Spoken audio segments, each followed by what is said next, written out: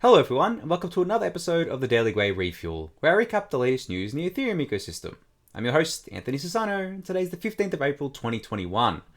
Alright everyone, a big day today. So we had the Berlin network upgrade go live for Ethereum, but also a big day for the refuel. It is episode number 100. So that's pretty cool. Got into 100 episodes here. Started this just a few months ago. Been doing it pretty much every weekday since. I think I missed only 2 weekdays. And then made up for it on the weekend back like I think it was a couple of months ago now. But yeah, so I just wanted to give a quick thank you to all of you that have been watching, you know, either from the start or come along to and join the journey. It means a lot to me. It means a lot. Like I look at the analytics and I see that the average viewer count keeps going up and getting more subscribers, and you know, I mean, if you're following along some discussions in the Discord, I was talking about it the other day. I was saying, you know, I don't want to do like clickbait, like thumbnails or titles or whatever. I just really want this to be an informative show. You know, no ads, no sponsors, none of that stuff. I just enjoy talking about, you know, Ethereum, and I enjoy like kind of teaching people about what's going on and keeping them up to date with the ecosystem. So yeah, no plans to kind of go anywhere, I guess. Like I'll keep doing the refuel. I have plans to start a kind of new series. It might be called like the Jerry Can Edition or Turbo Boost or something. I don't know. I want to kind of stay in that theme of like the gas kind of theme. And those videos would just be like, not really kind of structured, but just be like random videos that I do where I kind of discuss a topic that I see that needs kind of further discussion. Then I can give it on the refuel and just put out like videos like that. And I've also got the latest Daily Gwei data pump going out this weekend. I know I said it was going to go out last weekend, but I ran out of time. So I'll definitely do it this weekend. And that'll cover the month of March in on-chain analytics for both Ethereum and DeFi there. So yeah, once again, thank you everyone for watching for these last kind of 100 episodes, and here's to 100 more. All right, on that note, back to the Berlin network upgrade here. Now, this went through successfully, but there is currently an issue. Now, by the time you watch this, the issue might have gotten resolved, but essentially what ended up happening is the upgrade went fine on the Go Ethereum client or Geth, on Besu and on Nethermind, but there is an error with OpenEthereum. So unfortunately, OpenEthereum is having a consensus issue here. It's out of sync, which means a bunch of services like Etherscan and I think Coinbase are kind of not working right now because they use OpenEthereum. So yeah, that's currently being worked on. You can follow along in this thread here. You know, by the time you watch this, this may have I guess like been fixed depending on when you watch it. I don't expect this to take too long to fix, but this is, you know, this just speaks to the benefits of having kind of like these multi-client architecture that we have in Ethereum. Now, you know, a lot of you will be aware that in kind of like Bitcoin land, there's just Bitcoin Core, and then there's like, I think there's like some other smaller clients, but Bitcoin Core is like 99% of the clients. Whereas with Ethereum, I mean, it used to be more distributed than this, but now we have like 4 main clients, I think, or maybe more than that. We have Geth, OpenEthereum, Nethermind, and Besu, but most of the people are just running Go Ethereum. There's like 85% or something like that. But the benefit of having multiple clients is that, you know, imagine if it was Geth that was out of sync and OpenEthereum was fine and the other ones were fine, right? Yes, the majority of the network would probably go down, and that'd be, you know, that'd be pretty crappy, but we'd still have like an in-sync chain, and then Geth could kind of like resync to that once the issue was fixed, if there was an issue there. So that's kind of like the benefits of these multi-chain architecture that Ethereum has. And you know, this is kind of coming with ETH2 as well, right? We have like 4 main ETH2 clients right now, being Prism, Lighthouse, Besu, and Nimbus. And you know, the majority is Prism and Lighthouse, and you know, it's always going to work out like that. You're always going to have like the top 2, and then the other ones are going to have a smaller market share, but I think that's fine. I mean, I think it's good just to have diversity no matter what, even if it's not really diverse, where it's like equally split up, where you have like 4 clients and each of them have 25% of the network. I think it's fine just from a pure kind of development perspective, getting more teams working on it, getting more eyeballs working on it, because we can kind of find these issues, you know, in any of these clients before they kind of go to mainnet here. Now, I'm curious to see what went wrong here, because obviously these things are kind of like put onto the testnet before they're on mainnet, and as far as I know, all the testnet deployments went well. Nothing went wrong with any of the clients. So I'm really curious to see what went wrong here with OpenEthereum, and I'm sure we'll get like a post-mortem. I'm sure we'll have an answer. As I said, there may already be an answer by the time you watch this refuel video, but yeah, I don't think it's anything to worry about, that's for sure. And there are alternatives to Etherscan as well. I mean, a few of the apps you use might not work as you expect it to because they might be using OpenEthereum as well as their backend infrastructure. But yeah, I wouldn't consider this like a huge kind of world-changing, like world-ending kind of issue here. It's definitely something that I think the core devs definitely do expect anytime there's a network upgrade that happens, because, you know, you can do all the testing you want, but I guess like there's always edge cases, right? There's always things that can happen that you just don't know are going to happen until you actually do the thing.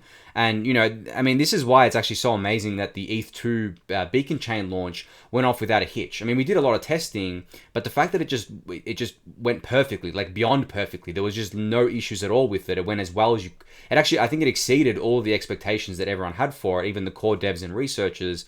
You know, that's a testament to how difficult this stuff is to get right. So, but yeah, anyway, enough on that one. In terms of like what's included with Berlin, it doesn't include 1559. That's coming in London, which is tentatively scheduled for July or possibly August, but I think we can get it in by July.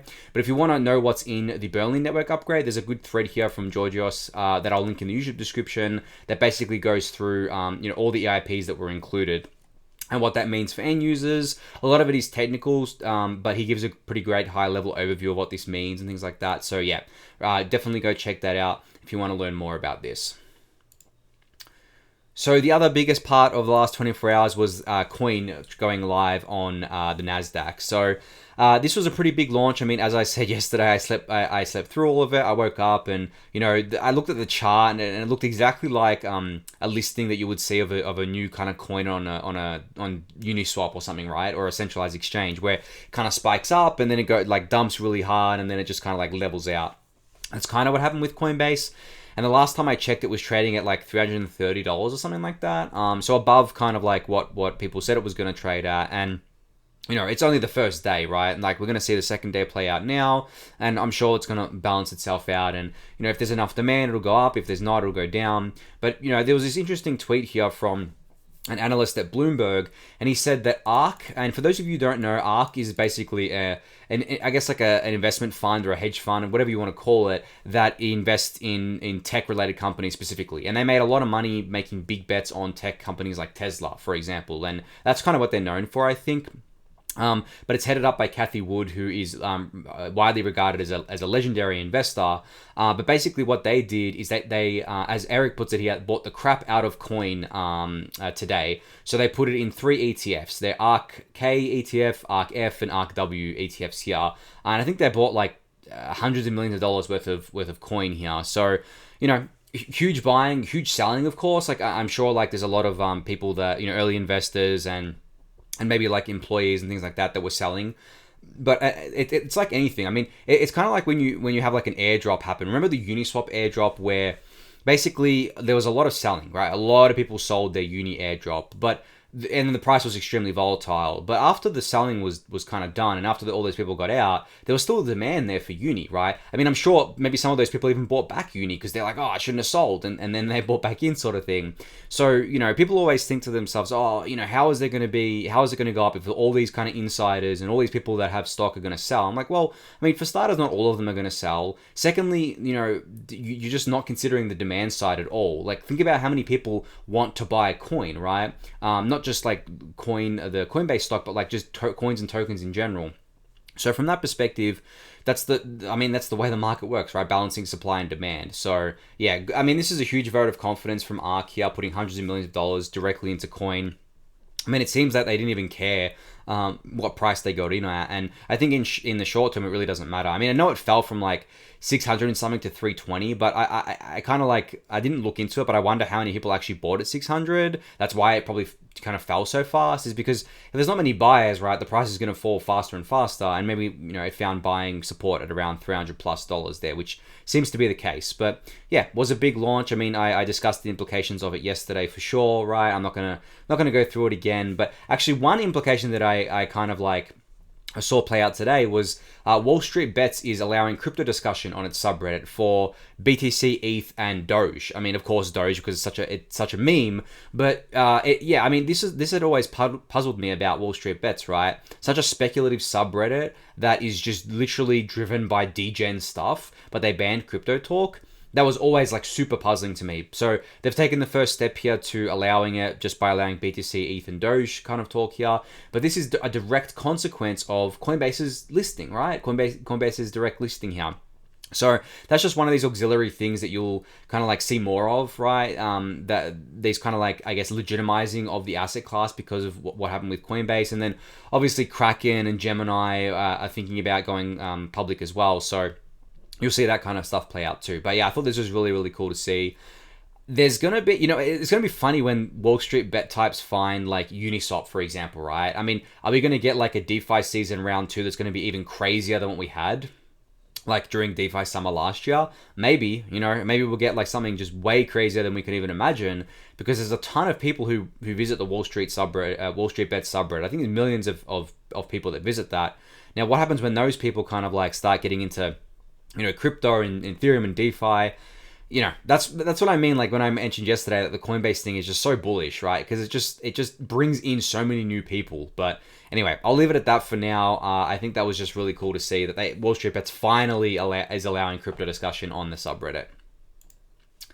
So Raul Jordan from Prismatic Labs here, he's an ETH2 core developer there, put out this interesting tweet where he said, "Bull signal. The amount of talented engineers that have applied to join us in working on Ethereum 2.0 core development since we started hiring.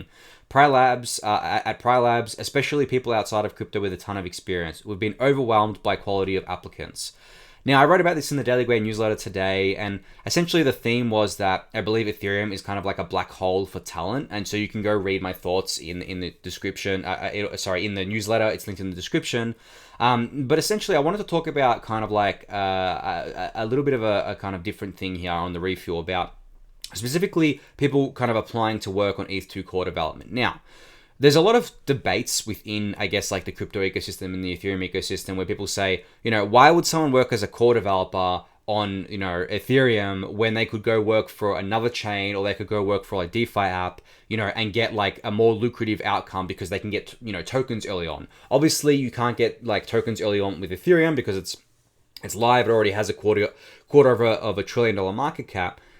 To that, I say, well, I mean, this is proof, right, from Raul here, where he basically kind of like says that, they've had like a quality applicants, right, like amazing quality applicants for ETH2 core development. And then I would also say, I mean, look at all the companies around the world that are worth hundreds of billions of dollars that still manage to recruit really great talent, right? And they obviously have stock options and things like that. And I don't know if the Ethereum Foundation has kind of like ETH stock options, I guess, for these teams, but maybe they do. I'm not sure there. But in general, right, I think, a lot of the times people will build something and work on something, not for the money, but because they actually want to, right? They actually want to make a change here. And, I wrote about this in the newsletter the other day where I said that, like, believe it or not, there are a lot of people in this ecosystem that are in it for more than money. And you can say, oh, well, they already made their money. And like, well, okay, money is a means to an end. If you've got, as much money as you need just to survive, if you're not someone who's materialistic, if you don't care about Lambos, you just want, you just need money so that you can kind of like survive and have like a normal lifestyle, then once you reach that point, you're just got like, okay, well, now I can work on whatever I want to work on. And I think that's the point that a lot of people in crypto have gotten to at this stage, right? Especially, due to the growth over the last, few months and things like that, or I guess like the last year. So from that point of view, you might get people coming from outside the ecosystem as well who have maybe worked at tech companies, made a lot off their tech stocks that they've got because tech stocks have gone crazy as well, and may not care about the compensation. They're like, okay, they're probably thinking to themselves, what can I do to change the world, right? What can I do to make the most impact right now? And ETH2 is one area, scaling is another area. You can do it with DeFi too, but, you can join DeFi teams later and you might not get as many tokens as the earlier members, but that's just not how it works. So I kind of like find it weird when people say, why would someone work at this when they'll do that? Well, not everyone's the same. Like, it's just so bizarre. It should be so obvious. Like, not everyone's the same. There's a lot of people who don't care about money at all. I mean, look at Vitalik. He doesn't care at all. Yes, he has a lot of it, but the thing is, money is a means to an end for him. And he owns like a little percentage of the ETH supply. He donates a lot of it, right? He gives a lot of it away. He funds a lot of different kind of developments inside and outside of crypto with it. And, you know, he doesn't go on, he's not living lavishly, doesn't have a mansion, doesn't have like Lambos everywhere. He, you know, I mean, I don't even have to explain this to you guys. You've seen the way Vitalik is, right? And he's still working harder than ever on Ethereum protocol development, specifically within the ETH2 domain. So from that point of view, you know, you can just look at that, and I think that sets the culture as well, which I'm going to talk about because Duncan, he had a good tweet about this. It sets the culture of Ethereum too. But anyway, I just wanted to kind of talk about a quick note there. And whenever you see people saying, you know, why would someone work on a protocol development where they can make more money elsewhere? Simple answer, they don't care about money, right? And that's not to say that their work shouldn't be valued and they shouldn't be paid fairly for what they're doing. But you know, it's not like anyone's forcing people to go work in certain areas, right? If you want to work on ETH2 protocol development, you know that there's no like early tokens you're going to get, right? You know that Ethereum is $250 billion network or more than that now. And you know that, you know, you're going to make less money than if you were to go work at an earlier stage startup. But it's not about that, right? At the end of the day. So yeah, just a note there. I'll stop there. But I thought it was just a cool signal from Raul here saying that they're getting quality applicants as well to work on ETH2 core development. It's a pretty bullish signal for sure. So I'm gonna say his name wrong. Yule here. I hope I said that right. Probably not. But anyway, the point is he had a really great tweet thread today about the merge, so the ETH1 to ETH2 merge, basically breaking down exactly what it is in 21 tweets with nice animations here, how it all works, how it's going to work, timelines, you know, rough timelines at least, and all of that sort of stuff. So yeah, if you're interested in learning exactly how the merge is going to play out and what the current kind of state of play is, go check this thread out. I mean, it's crazy. Like this guy has like under 1,000 followers, right? But he's put out one of the best threads I've seen on ETH protocol development in core protocol development in a while. And you know, I just love this, right? Finding these like hidden gem accounts of people who just like I didn't even know who this person was until until they put out this thread. So yeah, really awesome to see this. And you know, I think it gives a really great context of people who aren't like, you know, super plugged in right now, because the merge is moving pretty quickly across the ecosystem right now. And it's happening much quicker than people kind of anticipated, I think. And he also goes in and I guess like discusses the implications of the merge as well, and like what that means for kind of different ecosystem participants. So definitely go check this out. It'll be linked in the description for you to give it a read. So Gitcoin announced today that they have raised $11.3 million from a bunch of investors here. I mean, this is absolutely awesome to see, right? Like Gitcoin has been one of the, best non-DeFi apps, or I guess you could probably say it's the best non-DeFi app right now on Ethereum, right? And one of the best apps in general. I mean, I'm sure you've all used it to donate during the grants matching rounds. I'm sure some of you have used it for posting bounties, finding work, all that kind of good stuff there. But essentially, they raised this money. It was led by Paradigm, which, if for those of you who don't know, I think I spoke about it on the other day's Refuel. Paradigm is one of the best funds and investors in this space. Early Uniswap, of course, early a bunch of different kind of teams here, and they've invested in a bunch of different things. And then there was an additional investment from IDEO, 1KX, Electric Capital, Naval, Balaji, The Lao, Metacartel Ventures, and many others here that remain unnamed. So yeah, I guess congrats to the Gitcoin team here. This is super awesome to see.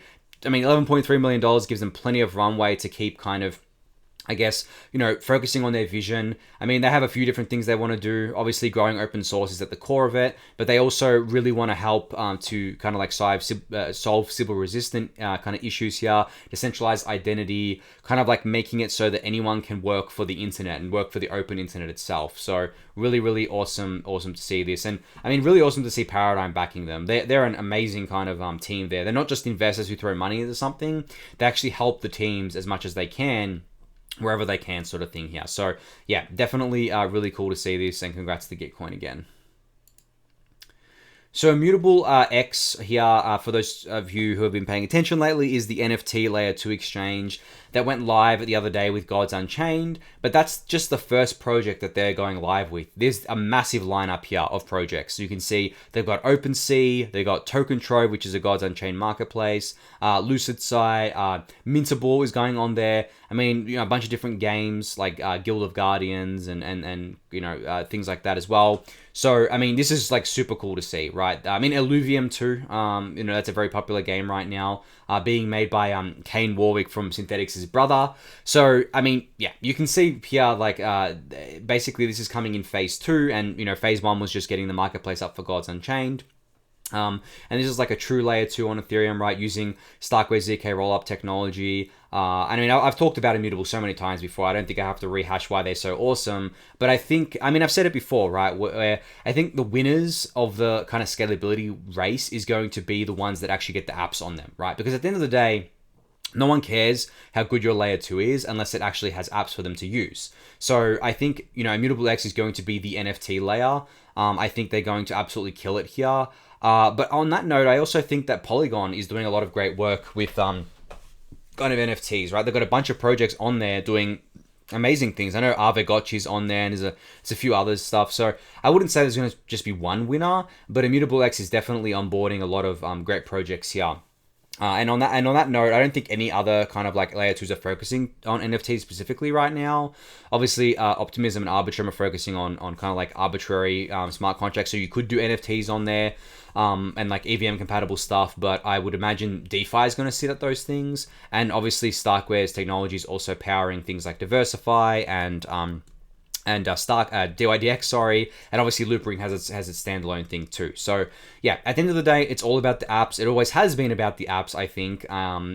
But also we want to make sure that the technology that people are adopting here are super secure and everything like that, and people kind of get to enjoy the security of Ethereum while also getting the scalability kind of gains here. So yeah, really cool to see this from Immutable.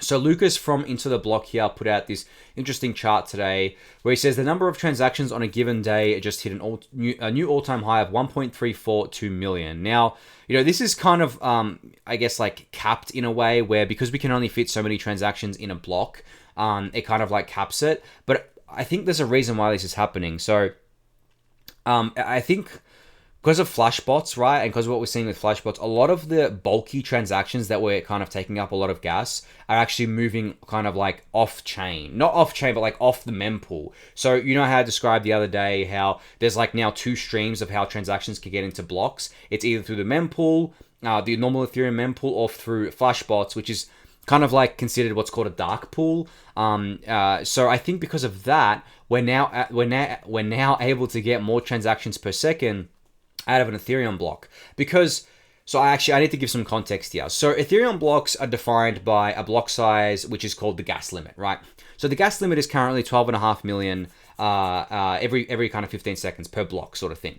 Now, if that block was only full of Ethereum transactions, of ETH kind of like transactions, where ETH was sent to one address or another address or whatever, right? And there was no other transactions in there. There was no DeFi transactions. There was no token transfers. It was all just ETH transfer transactions in that block. We could probably get to like, I think the last time I ran the numbers was like 50 or 60 transactions per second. Probably more than that actually since I last ran. Maybe something like 70 transactions per second if the only transactions were ETH transfers. Because an ETH transfer only costs 21,000 gas to do. So you basically do 12.5 million divided by 21,000, right? And then you get like how many ETH transactions could fit into a block, and then you divide that by 15 to get transactions per second, because obviously an Ethereum block is 15 seconds. That's why I think that we've seen an all-time high here, is because we're having less of those complex transactions and more of just like the simple transactions, which is balancing out the gas, which means that we've got a slight increase in kind of transactions per second here. So and Lucas also notes here that this also excludes transactions on layer 2s, of course, and of course sidechains and things like that. And Ethereum fees are 12 times greater than when they were at the previous all-time high on Jan 2018. But again, I think, as I just explained to you, the real context here is what the gas is being used for at the end of the day. In January 2018, there was like no DeFi. There was essentially just like, there was DeFi, but it wasn't DeFi. Let's put it that way. So, because of that, I do think that we're going to higher transactions here because of what I just explained. And that's something that I think is not really well understood. So I hope I explained it well there. But if you have any more questions, you can just leave a comment and I'll answer them in the comment section below. But yeah, hopefully that gives some good context for you on why that's kind of occurring. So I put out this tweet today discussing Ethereum's Infinity Stones. So for those of you who have watched the Avengers movies, you'll know exactly what I mean by this. But for those of you who haven't, the Avengers is basically following the story of Thanos, who's the bad guy, who's collecting these 5 Infinity Stones, which essentially gives him the power to wipe out like half of humanity, if he wanted to, by the snap of his fingers. Not half of humanity, sorry, half of all life in the universe. So that's the context. I'm sure a lot of you have seen Avengers, but anyway. I kind of like put out this tweet saying Ethereum's Infinity Stones, and I came up with these 5 things. We have DeFi, which we already have. We have Layer 2, which we kind of like, we have, but we don't, right? We're still waiting on more Layer 2s. That's why I put like a tick and a timer here. Then we have EIP-1559, which is coming, right? Slated for July. ETH1 to ETH2 merge, slated for later this year or early next year. And then Sharding, hopefully next year. Now, the reason why I consider these 5 things to be the Infinity Stones is because this is what makes Ethereum Ethereum. These are the core things at the end of the day. DeFi is Ethereum's killer use case. It is the biggest use case. It is what I believe drives the most value to ETH. Layer 2 is critical. We need to scale, right? And that we do that through Layer 2. EIP-1559 is also critical for the user experience improvements, for the other improvements that I went through yesterday around kind of like MEV and providing like a on-chain gas oracle to smart contracts and things like that. And also the fee burn, which I believe aligns the entire ecosystem in terms of like where the value flows. Obviously, the ETH1 to ETH2 merge is critical too, right? Because we need to get off proof of work. We need to just get onto a pure proof of stake chain. And then obviously, sharding is critical for layer 2 scalability to kind of go 64x if we deploy 64 shards here. And, I didn't put a comment here about like what happens when, Ethereum has these Infinity Stones and it snaps its finger, so to speak. And I was going to make a joke where I said, it snaps its fingers and half of all value of all the Ethereum killers just evaporates overnight or something like that. But I didn't do that because I didn't want to turn this into like a fight where people were like, just you wait, my favorite Ethereum killer is going to come and eat Ethereum's lunch. It's like, okay, whatever. So yeah, that's kind of why I put this tweet out here. And I think this is it. Like I was kind of thinking, am I missing something? Is there anything more critical here? I was thinking maybe NFTs, but I don't think so, because NFTs to me are great and they're bringing a lot of new people in, but they're not like, I wouldn't consider them core. And I would actually consider a lot of the NFT activity to just fall into DeFi in general. But I do think that DeFi is, finance is bigger than NFTs. Let's put it that way at the end of the day. So I was just thinking of like the biggest things that are going to, propel Ethereum to becoming like the most powerful being in the universe, because that's what the Infinity Stones give you.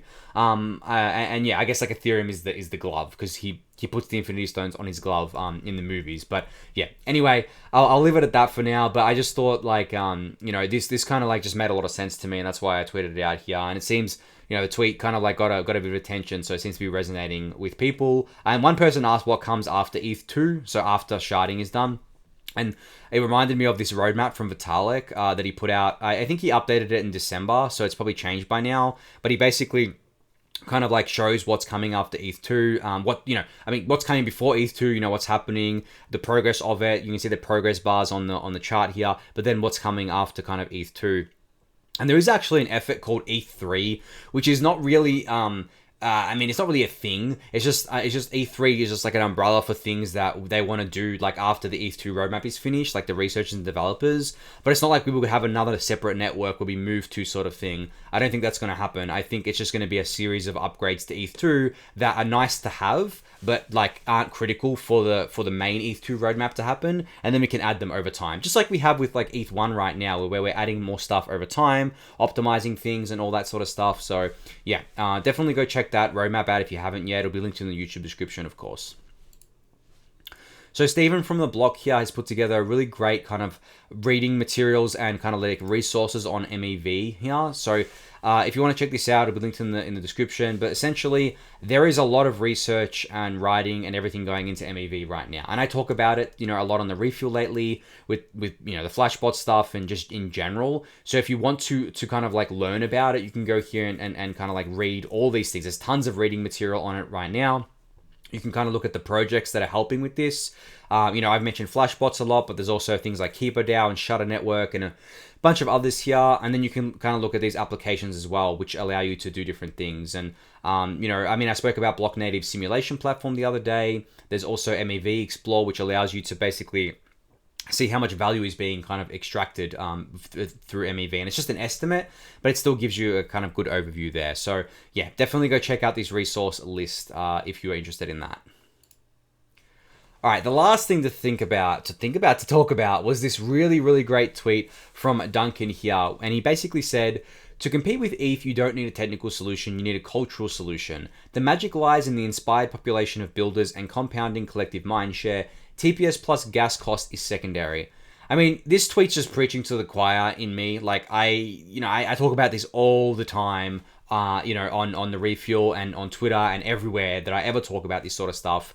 If technology was the primary thing that allowed these systems to grow and to be popular and to get communities, then Bitcoin and Ethereum would not be 1 and 2. That's as simple as that. Bitcoin is the least scalable blockchain. Ethereum is the second least scalable blockchain, right? And it's still, they're 1 and 2, and they're 1 and 2 by a pretty large margin, especially Bitcoin being $1 trillion, right? So from that point of view, then you have to think to yourself, okay, well, what really gives value to these systems? What really makes them special? And it is the culture at the end of the day. Ethereum has an incredible culture that supports builders, supports innovation, experimentation, new ideas, whatever you want to do, right? And you can do anything on Ethereum and you'll be supported. You can build anything you want. That is what inspires people. It has cultural values that none of the other chains seem to have at this point in time, right? Except maybe Bitcoin. I've spoken about Ethereum's credible neutrality before, where Ethereum as a platform doesn't serve any one person, it serves a collective community. And from that point of view, it makes it credibly neutral. So anyone can build on it without kind of benefiting any one party. It's like it benefits everyone. So that's a big kind of like a thing about it. Its cultural values are also cemented with decentralization, right? We care deeply about decentralization. We care deeply about preserving it. We don't want to take shortcuts. We don't want to give it up just for short-term scalability gains. We care deeply about kind of like respecting the fact that we're building a system that is meant to be as decentralized as possible. So that's why we've kind of like worked hard to do that there. And then on top of that, we value censorship resistance, right? Which falls into decentralization. So without decentralization, you can't really have censorship resistance. And we also value security. Obviously there's been a lot of hiccups along the way, but we learn from it and we don't repeat it, right? We kind of make the systems as secure as we can going forward. There's still going to be hacks along the way for different DeFi apps. There's still going to be exploits. There's still going to be things that go wrong, right? I mean, as I'm talking about this, the OpenEthereum kind of like syncing issues are playing out. But the thing is, if you have a culture that is welcome and welcoming and not like, toxic and is fine with this sort of stuff happening because they know that the builders have their hearts and minds in the right place, then you basically just work together to fix this sort of stuff. So from that point of view, Ethereum's culture is absolutely unrivaled, right? Its builders unrivaled. Its brain power is unrivaled, I would say. I would say a lot of the Bitcoin, brain power is actually kind of drained into Ethereum at this point. So yeah, I thought this was just a great tweet from Duncan, kind of like really encapsulating really what makes Ethereum special at the end of the day. And you know what? Technology matters for sure. But the thing is, we have a good base to start from. Like a culture is basically like the base of a house. Once you've got that, you can build whatever you want on top of it. That's what we're doing. We're building the technology. It's not like Ethereum is lagging on technological progress either. We have so much going on, right? We have the ETH2 effort, we have scaling, we have ETH1 improvements, we have layer 2 scaling, right? And all the other stuff like DeFi, NFTs, DAOs, like all the buzzwords you always hear about, that stuff's real and it's being built out every single day. So yeah, I'll leave it at that for now. I don't want to ramble too much there. I think I've gone over time on today's episode. So yeah, thank you everyone for tuning in to the 100th episode. Thank you for listening. If you're listening on the podcast as well, be sure to subscribe to the YouTube channel if you haven't yet. Give the video a thumbs up, join the Discord channel, subscribe to the newsletter, and I'll catch you all tomorrow. Thanks everyone.